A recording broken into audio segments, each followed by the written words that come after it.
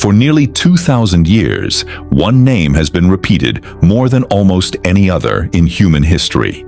Spoken in courtrooms, recited in creeds, carved into the memory of billions who confess, he suffered under Pontius Pilate. But for centuries, skeptics had a simple, damning question. Where is the proof?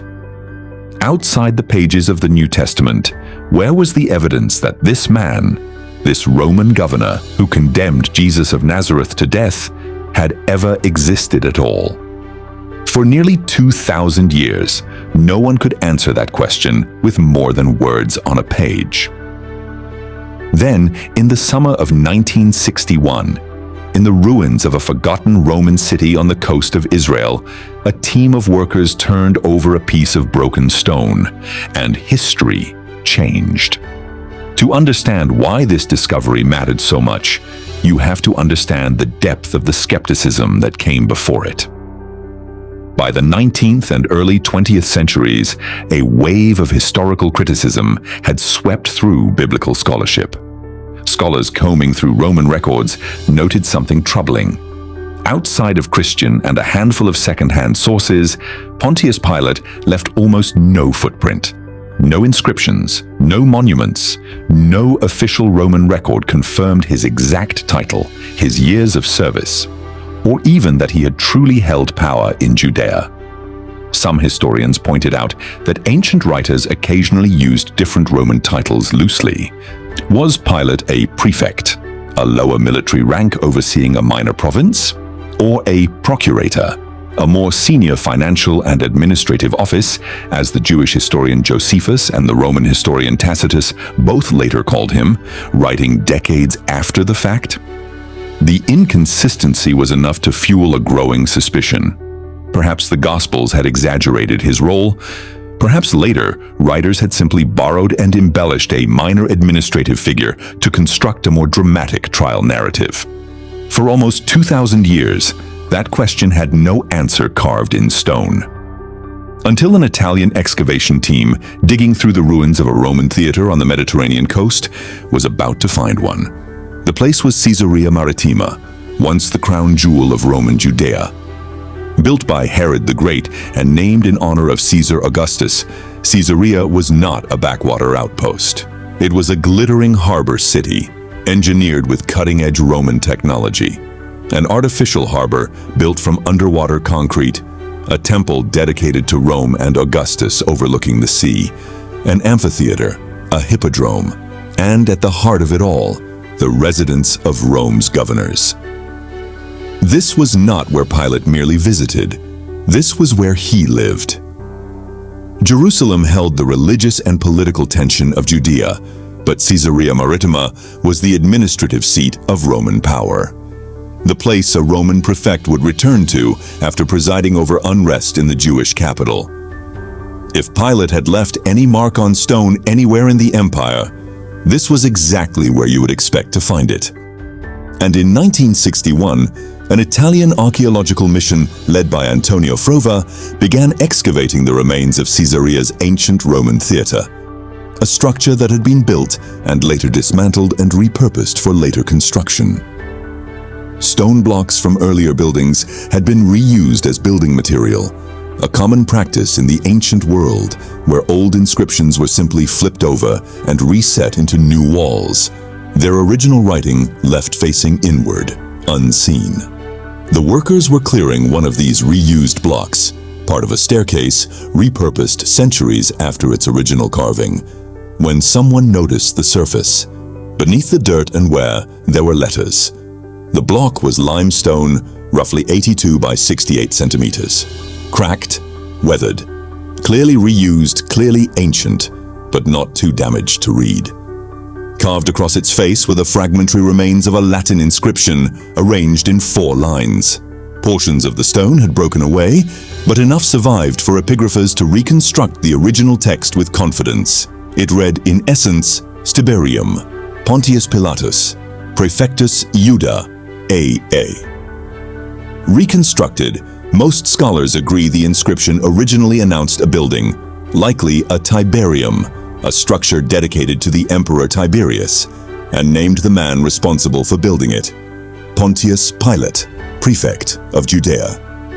For the first time in nearly 2,000 years, here was a physical, contemporary, non-biblical, non-literary source, carved in stone during the very era Pilate governed, confirming both his existence and his exact Roman title. Not a copy. Not a later historian's account written decades or centuries after the fact. A dedication stone carved under Roman authority during Pilate's own lifetime, naming him by his official position. The word was prefectus, prefect, not procurator, as Josephus and Tacitus had later called him. The stone revealed that early in his tenure, and likely for the administrative structure of Judea during his time, the official title was different from what later writers assumed. It didn't contradict the New Testament. It clarified a 2,000-year-old historical detail that even secular historians had gotten slightly wrong. News of the find spread quickly through the archaeological and biblical scholarship world. This was not a minor curiosity. This was and remains the only known archaeological inscription confirming Pontius Pilate's name and title from his own lifetime. Skeptics, who had long pointed to the total absence of extra-biblical evidence for Pilate's governorship, had to reckon with a new reality. The ground itself had spoken. It didn't stand alone either.